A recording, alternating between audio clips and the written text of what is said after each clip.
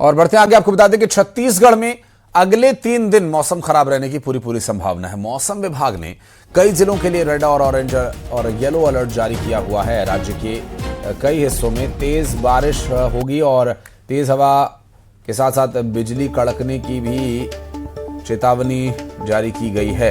दरअसल मौसम विभाग ने लोगों से सावधानी बरतने की अपील की है और इस खराब मौसम में सुरक्षित जगहों पर ही रहने की अपील की जा रही है।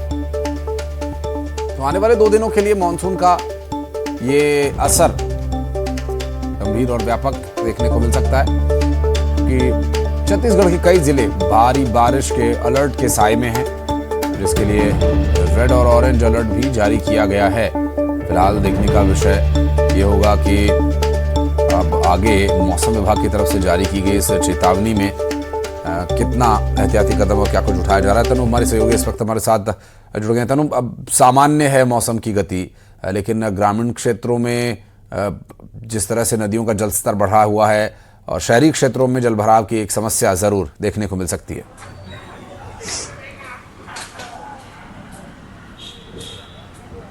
जी बिल्कुल, देखिए बीते 2-3 दिनों से छत्तीसगढ़ में जो बारिश का दौर है वो थमा हुआ था और जो मैक्सिमम टेम्परेचर है वो 33 डिग्री के आसपास पहुंच गया था और उमस से लोग काफ़ी परेशान थे। ऐसे में इन सभी के बीच एक राहत भरी खबर जो है वो आई है और मौसम विभाग ने छत्तीसगढ़ के 5 संभागों के लिए अलर्ट जारी किया है। पिछले आने वाले 3 दिनों के लिए ऑरेंज, रेड और येलो अलर्ट जो है वो जारी किया है, यानी कि छत्तीसगढ़ के जो अधिकांश जिले हैं वहां पर भारी बारिश का दौर इन 3 दिनों में जो है वो देखा जाएगा और जो उमस से लोग परेशान हो रहे थे उनके लिए ये थोड़ी राहत भरी खबर है। हालांकि जब इससे पहले भी जब बारिश हुई थी तब देखा गया था कि जल भराव वाली स्थिति राजधानी रायपुर में जो है वो सामने आई थी। पूरे रास्ते जलमग्न हो गए थे और ऐसे में लगातार उसे निपटने के लिए तैयारियां भी जो है यहाँ पर की जा रही थी और एक बार फिर से बारिश का जो दौर है वो कंटिन्यू यहाँ पर स्टार्ट होने वाला है और ऐसे में देखना होगा कि आने वाले समय में जब बारिश होती है और जब इस तरह के हालात यहाँ पर बनते हैं तो उसके लिए क्या कुछ तैयारियां निगम की तरफ से की गई है। हालांकि राजधानी की अगर मैं बात करूं तो राजधानी में सुबह से ही जो घने बादल है वो छाए हुए हैं और अगले 3 दिनों के लिए अलर्ट जारी किया गया है, जिसमें भारी बारिश का ये अलर्ट है।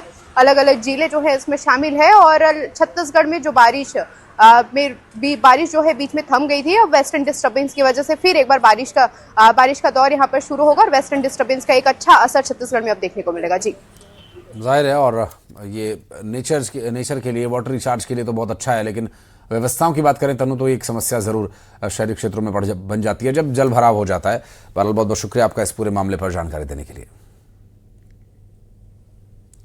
खबर महासमुंद से, जहां रात से ही गरज चमक के साथ मूसलाधार बारिश ने सरायपाली क्षेत्र को पूरी तरह से प्रभावित कर दिया। नदी नाले उफान पर है और कई जगहों पर जलभराव की स्थिति बन गई है। सरायपाली पदमपुर रोड ओवरब्रिज के नीचे पानी भर गया, जबकि बालसी नाले का पानी सड़क के ऊपर बह रहा है।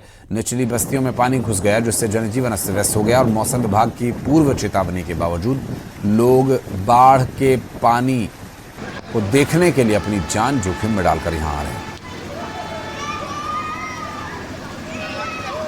भास्कर राव हमारे सहयोगी इस वक्त हमारे साथ जुड़ गए हैं। भास्कर, बारिश और बाढ़ इन दिनों इसकी बहुत चर्चा हो रही है और जैसे चर्चा होती है तो लोगों की उत्सुकता भी बढ़ती है। बाढ़ का पानी देखने के लिए जा रहे हैं लोग। कोई हादसा हो जाएगा तो कौन जिम्मेदार होगा?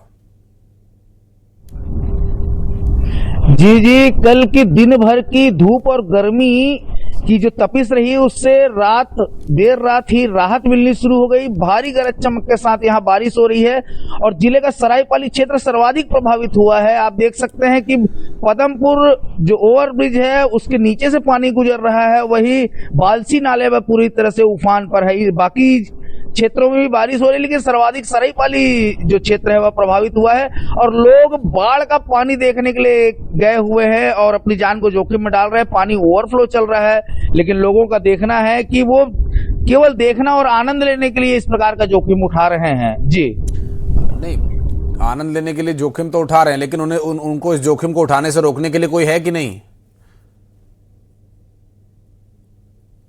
प्रशासन ने शुरू से ही चेतावनी जारी की है और जगह जगह ये स्थिति बनी हुई, इसलिए प्रशासन मुस्तैदी से अपनी भूमिका तो निभा रही है और लोग फिर भी मान नहीं रहे हैं और बाढ़ का पानी देखने के लिए पहुंच रहे हैं। जी